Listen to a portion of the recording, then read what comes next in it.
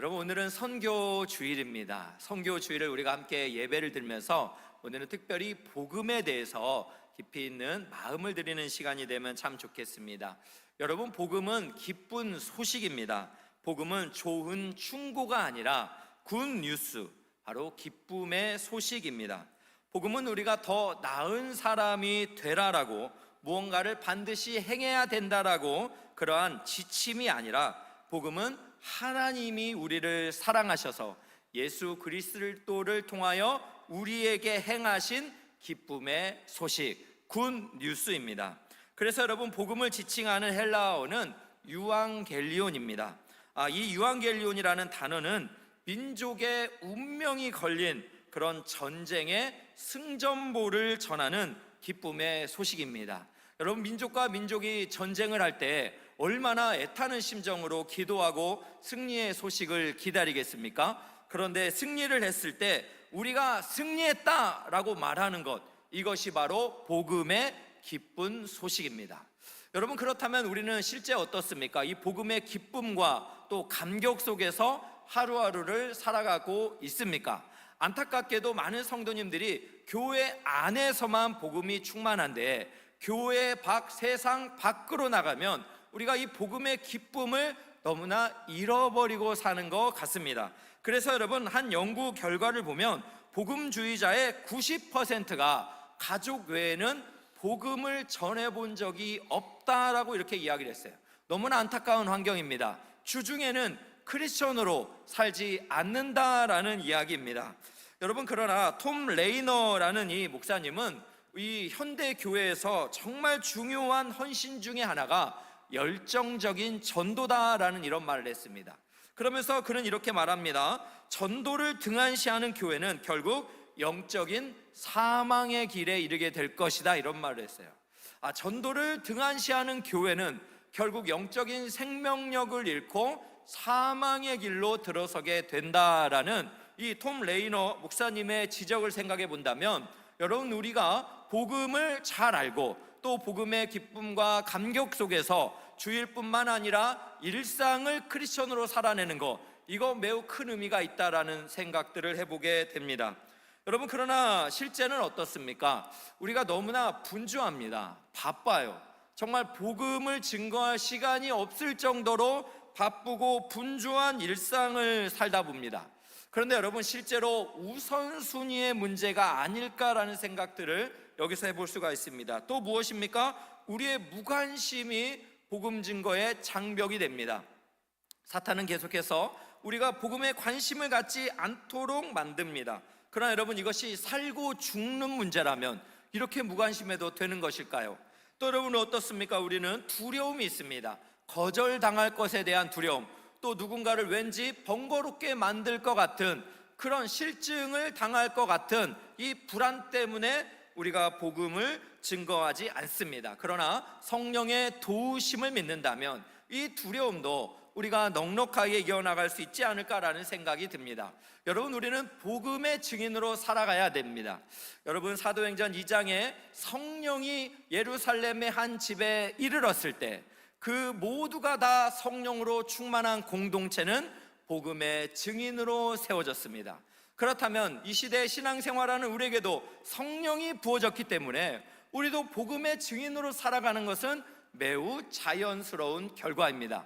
그럼에도 불구하고 우리가 복음을 이렇게 참 무관심하고 또 후순위로 미루는 이유는 우리가 복음의 가치를 너무나 모르기 때문은 아닌가라는 생각이 들어요.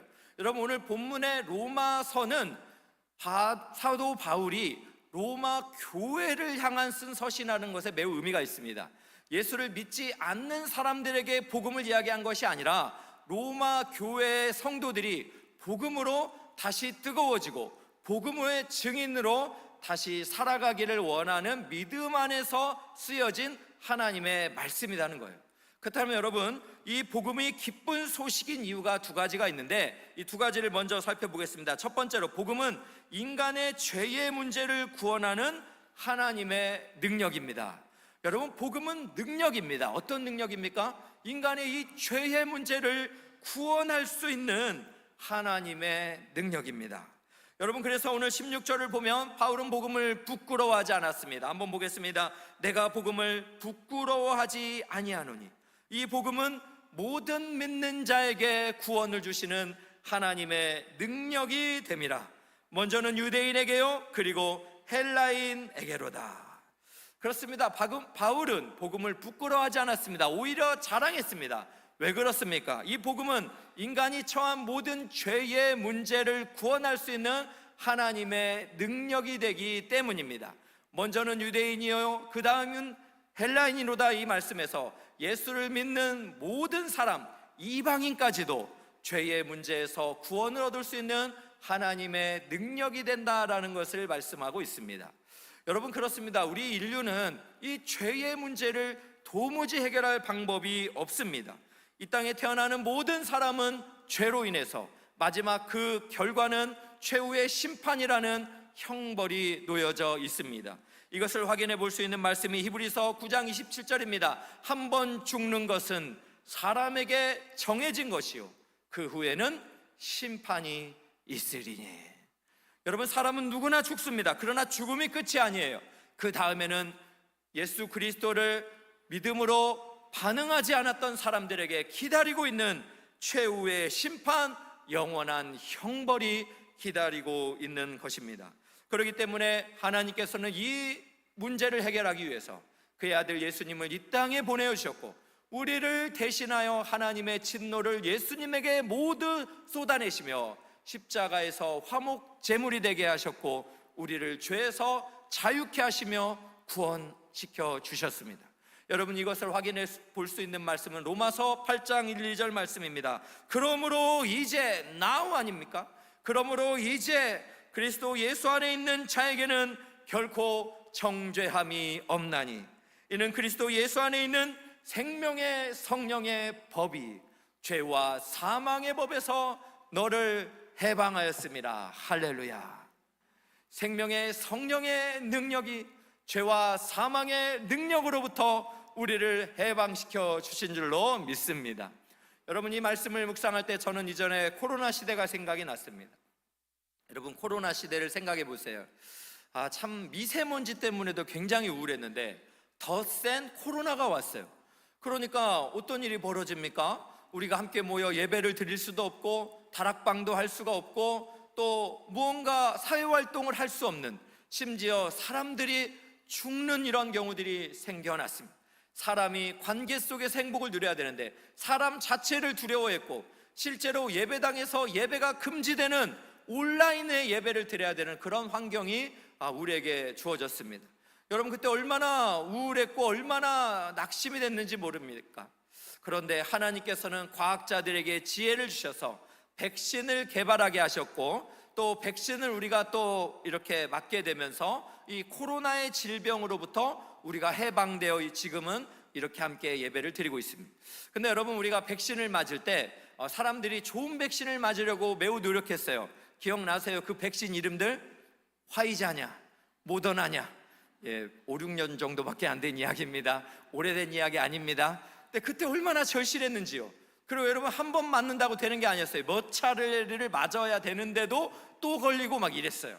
완벽한 치유는 아니었지만 이 백신은 코로나를 극복하는 능력이 되었습니다. 그런데 여러분, 중요한 것은 인간이 처한 이 죄의 문제, 어쩔 수 없는 심판과 최후의 형벌이 예고되어 있는 이 불행한 운명 가운데 우리 주 예수 그리스도가 우리를 구원하는 치료제처럼 하나님의 능력으로 우리 가운데 임하게 되신 것입니다. 여러분, 그렇기 때문에 복음은 기쁨의 소식인 줄로 믿으시기를 주의 이름으로 축복합니다. 여러분, 두 번째로 복음이 기쁨의 소식인 이유는 무엇입니까? 복음은 입혀주시는 의의 선물이기 때문입니다. 여러분, 복음은 선물인데 입혀주시는 의의 선물이에요. 오늘 말씀 17절 보겠습니다. 복음에는 하나님의 의가 나타나서 믿음으로 믿음에 이르게 하나니. 여러분, 여기서 17절에 복음에는 하나님의 의가 나타난다, 이 나타나다는 드러낸다라는 걸 표현하고 있습니다.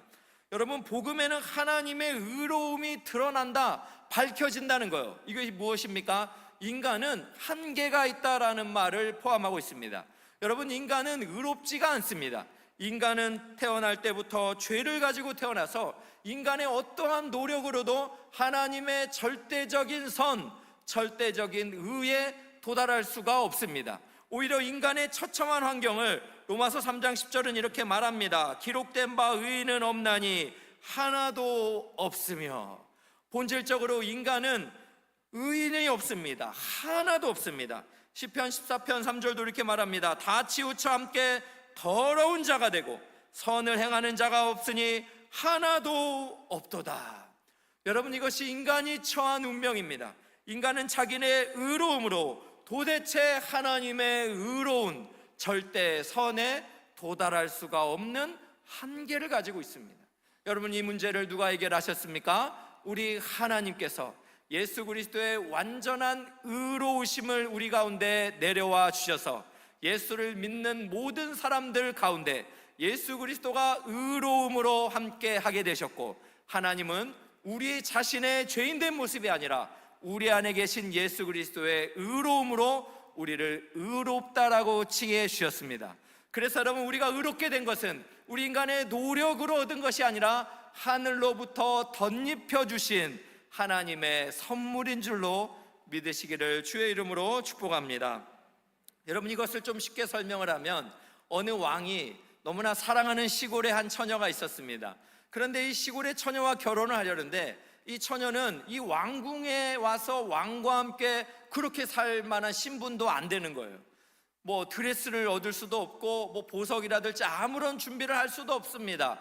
그때 어떻게 합니까? 왕이 이 사랑하는 시골의 처녀에게 옷을 보냅니다. 그리고 보석과 모든 결혼에 필요한 것들을 보냅니다. 심지어 종들과 마차를 보내서 그녀를 이렇게 왕궁에 데려와서 왕은 그녀와 함께 결혼하고 행복하게 살아갈 수가 있는 것입니다.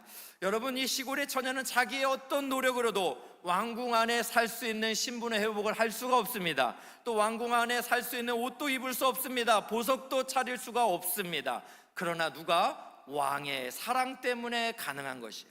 우리의 의로움도 마찬가지입니다. 우리는 어떠한 죽을림을 당해도 하늘의 의로움에 도달할 수가 없습니다. 그러나 하나님이 영원한 사랑으로 그의 아들을 우리에게 내어주심으로 말미암아 그를 믿는 모든 자들에게 하나님의 의가 이르게 되는 선물을 받게 된 줄로 믿으시기를 주의 이름으로 축복합니다. 여러분, 그래서 로마서 1장 16절 17절 말씀은 마틴 루터가 종교 개혁을 하는데 불꽃을 당기는 복음의 정수가 되었다라고 합니다. 루터는 이 말씀을 대하면서 하늘의 천국문이 열리는 그런 기분을 경험했다고 합니다. 왜 그렇습니까? 당시 중세 시대에는 이렇게 죄인을 벌하시는 하나님의 공의와 심판을 강조했습니다. 그렇기 때문에 신자들은 모두가 두려움에 떨 수밖에 없었습니다. 그리고 루터도 고민할 수밖에 없었어요. 자신이 아무리 열심히 살아도 이 하나님의 공의와 하나님의 심판에 도달할 수 없었기 때문입니다. 성경을 알면 알수록 더욱더 절망이 되었습니다. 자신의 육체의 한계 때문에 더욱더 모든 것이 싫어졌을 것입니다. 그러나 로마서 1장 17절의 말씀에 하나님의 의가 우리에게 주어졌습니다.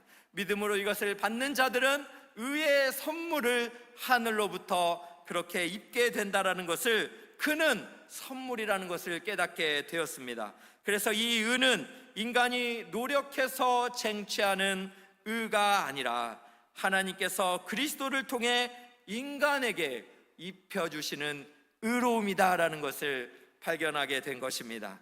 그래서 이 말씀은 루터에게 하나님의 얼굴을 바꾸는 구절과 같았대요. 왜냐하면 이전은 하나님은 두려움의 하나님이었어요.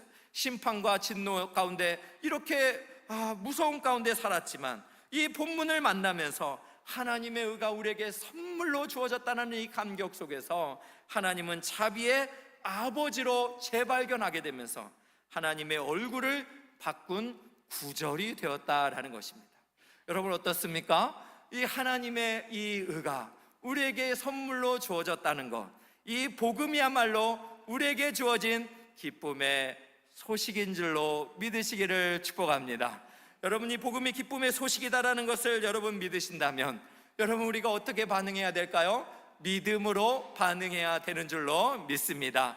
이 루터는 이 복음의 이 말씀들을 접하면서 그는 오직 은혜, 오직 믿음, 오직 성경을 외치는 종교 개혁의 그렇게 시작이 되는 아름다운 외침을 선언했습니다. 마찬가지로 여러분, 이 말씀을 우리가 받았다면 우리도 믿음으로 반응하는 것이 매우 중요합니다.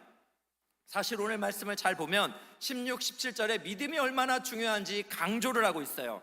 먼저 16절 한번 보겠습니다. 이 복음은 모든 믿는 자에게 구원을 주시는 하나님의 능력입니다. 믿지도 않는 자에게 주어지는 능력이 아니에요. 이 복음은 모든 믿는 자에게 주어지는 하나님의 능력이에요. 그가 유대인이든 헬라인이든, 그가 부자이든, 그가 어떠한 큰 잘못을 저질렀든, 그가 여러 가지 어떤 지위에 있든 실력을 가지고 있든 그런 상관이 없습니다. 모든 믿는 자에게 주시는 하나님의 능력인 줄로 믿으시기를 축복합니다. 또한 여러분 17절 말씀도 잘 보세요. 복음에는 하나님의 의가 나타나서 믿음으로 믿음에 이르게 하나니 기록된 바 오직 의인은 믿음으로 말미암아 살리라 라고 이렇게 말씀하고 있습니다. 이 17절 말씀에서 믿음으로 믿음에 이르게 한다라는 이 말씀을 NIV 성경으로 봤더니요, 이렇게 표현합니다. By faith from first to last라고 이렇게 표현했어요. 무엇입니까? 처음부터 끝까지 믿음이다 라고 이렇게 이야기를 하고 있는 것입니다. 여러분, 우리가 예수님을 믿는 그 시작, 처음도 믿음이고, 즉 구원의 시작도 믿음이고, 그리고 믿음의 삶을 살아가는 그 과정에도 믿음이 필요하고, 그리고 우리가 마침의 때 주님이 다시 오시는 그날에 영광스럽게 부활하는 것도 믿음입니다. 그래서 처음부터 과정과 끝까지 모든 것이 믿음으로 살아가야 된다는 것을 믿으시기를 축복합니다. 그래서 여러분, 바울 사도는 뭐라고 얘기했습니까? 하박국 선지자의 예언의 말씀을 통해서 그는 이렇게 말했죠. 오직 의인은 믿음으로 말미암아 살리라. 할렐루야. 사랑하는 귀한 성도 여러분, 믿음으로 말미암아 살리라.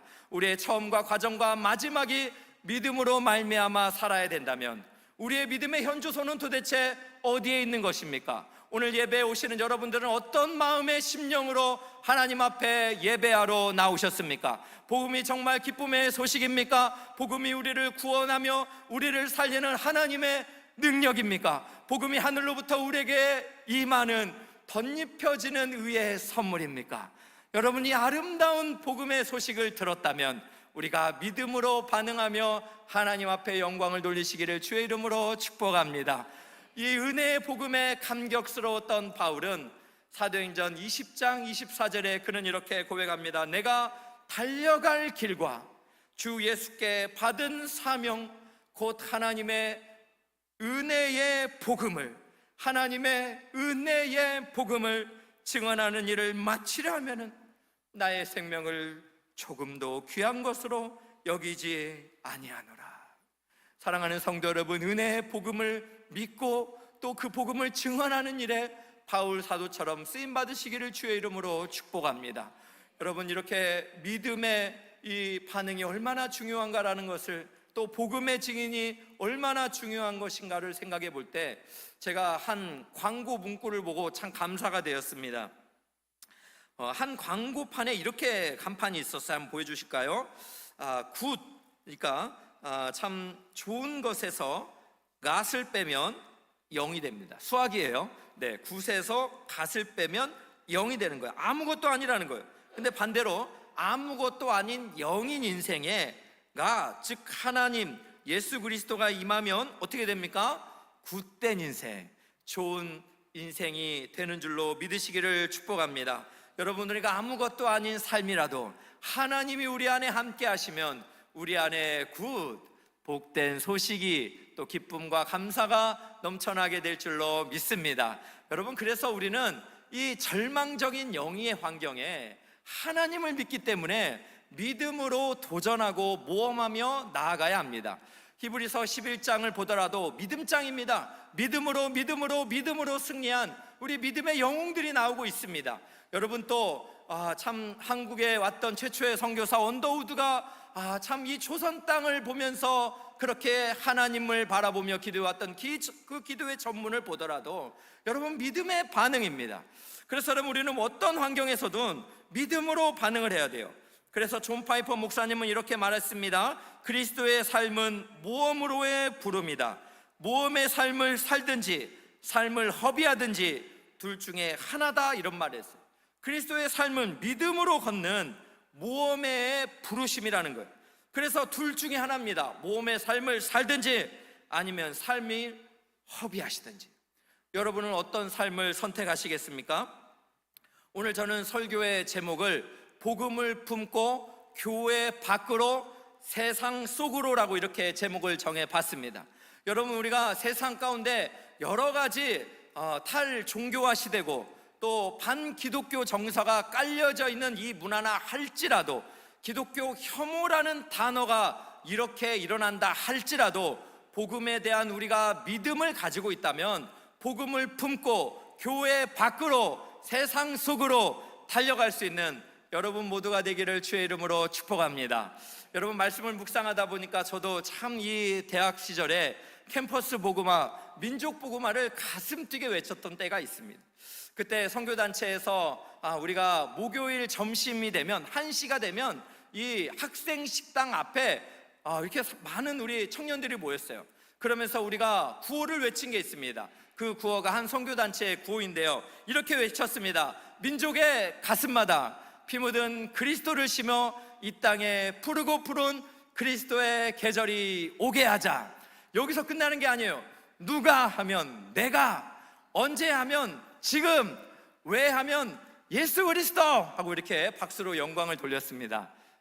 우리 오늘 한번 해볼까요? 네, 박수 또 치시려고 하는데 한번 해볼까요? 구호 준비하면 야 타시면 돼. 구호 준비, 야! 한 300% 목소리 올리면 되겠습니다.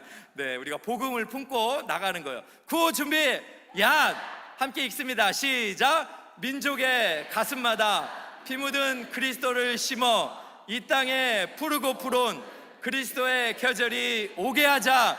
누가, 언제, 왜? 할렐루야. 네. 누가 했는데 네가 아니에요. 네, 누가 했는데 내가 해요. 나로부터 시작하는 거예요.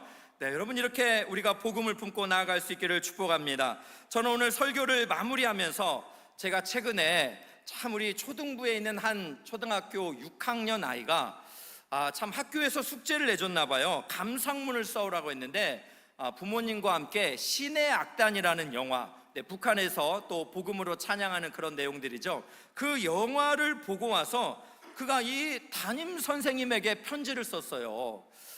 그 내용들이 이런데, 먼저 그가 어떤 고백을 하냐면 이런 이야기를 합니다. 네, 나는 신의 악단이라는 영화를 보고 대한민국에서 태어난 것이 너무 감사했다. 그리고 이렇게 좋은 환경에서 믿는 건 믿음도 아니라는 생각이 든다. 북한 같은 데서 믿으면서 사시는 분들 정말로 존경한다.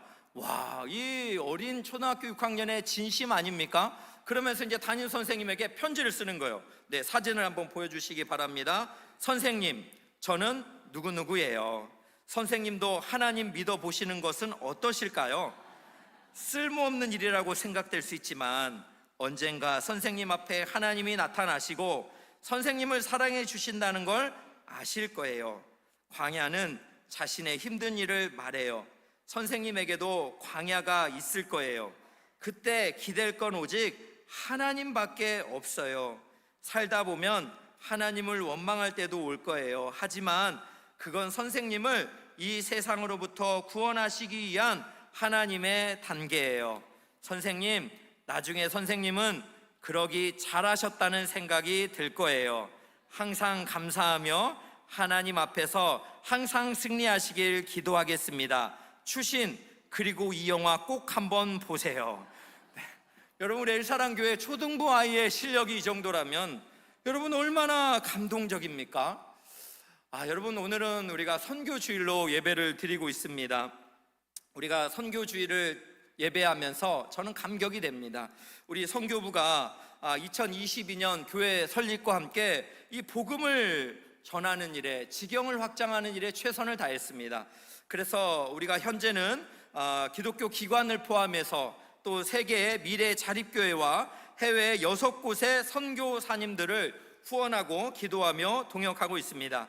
그리고 우리는 2024년도에 필리핀 단기 선교를 시작으로 25년도에는 말레이시아, 26년에는 태국 치앙마이까지 단기 선교를 그렇게 기도하며 준비하며 나아가고 있습니다. 사랑하는 귀한 성도 여러분, 우리가 복음을 품고 교회 밖으로, 세상 속으로 그렇게 담대히 나아갈 수 있기를 주님의 이름으로 축복합니다. 그런 의미로 히브리서 10장 38, 39절을 우리가 한 목소리로 읽고 설교를 마치도록 하겠습니다. 함께 읽습니다. 시작. 나의 의인은 믿음으로 말미암아 살리라.